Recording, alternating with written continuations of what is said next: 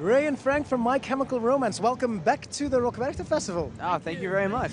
Thanks for having us. Yeah, the last time you were here was in 2007. You were on the main stage. Now you were playing here again. How did you like the show?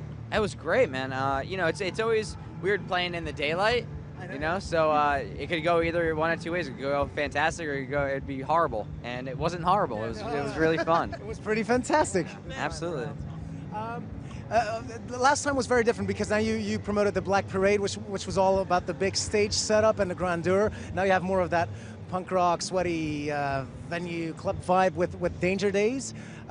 Does it make it easier to play those songs live because you played a lot of new songs, or does it make it harder bringing that across at a big festival crowd? No, I think on this record we stripped it down because we wanted the band to be the focus as opposed to the grander idea, especially at shows. And it's been kind of fun to do stuff like this and smaller clubs and bring in stuff that we'd played off Black Parade and even like the first record and see how those songs kind of feel together. It gives the old songs new life when you play them with the new stuff.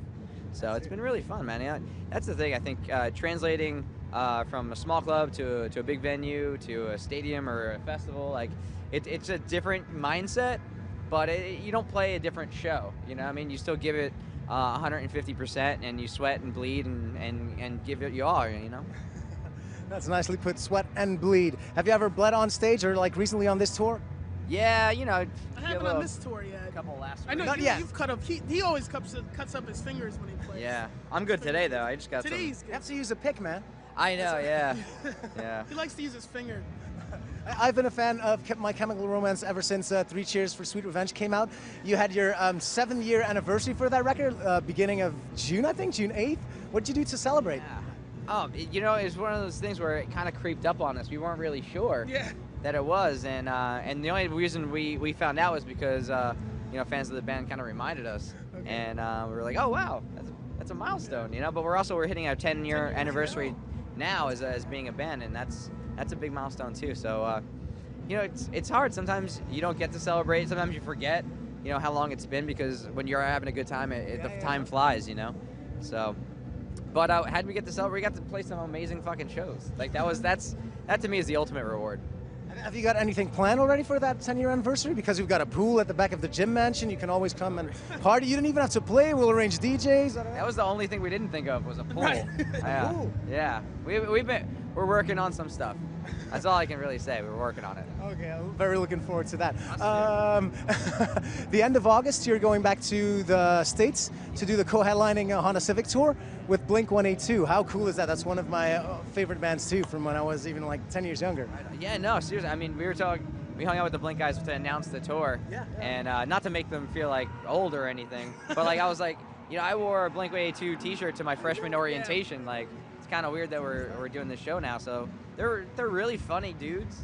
I think it's gonna be a really fun tour, and you get to play to more people than I think we would normally play to. That's gonna be really cool. It is cool to for a big like rock tour to go out like that, especially nowadays, because rock music, it seems, at least in the U.S., isn't as much in the limelight anymore. So it's nice to see a lot of bands go out and hopefully sell a lot of tickets. And it's also cool too. We have Rancid out, Matt and Kim, Manchester Orchestra. So it's going to be a really, really great show. Is rock more alive, do you feel, over here in Europe than it is in the States? I mean, I think so. It seems it, especially in the UK too. I mean, it's definitely tough going in the U.S., as far as like radio play and like MTV anyway and stuff like that. So guys, I've always admired the band also for the fact of not trying to be cool, or I've even read in interviews from the past that you sometimes felt like the kids in the back of the class when you were touring with other bands, like kind of awkward. Do you still feel like that now, or has that changed over the years? I think it's very apparent that we're not cool. Well, I'm not saying that. No, I'm saying it. I think it's just it's too much goddamn effort to be cool, man. I don't want to be cool. Those dudes, cool dudes, have work. Yeah, right? It's work, and you peak real early, and then the rest is just downhill. So I think it's good to be the off-kilter weirdo, and we found each other that way. Right, we found kindred spirits. Yeah. We've always felt too like it's for us, like we perform better and like when we're the underdogs, I guess. So it kind of feels like how we are. habitual underdogs. Yeah. Well, guys, let's all be uncool together then today and enjoy the rest of your day at the Werchter Festival. Absolutely, man. Thank you so much.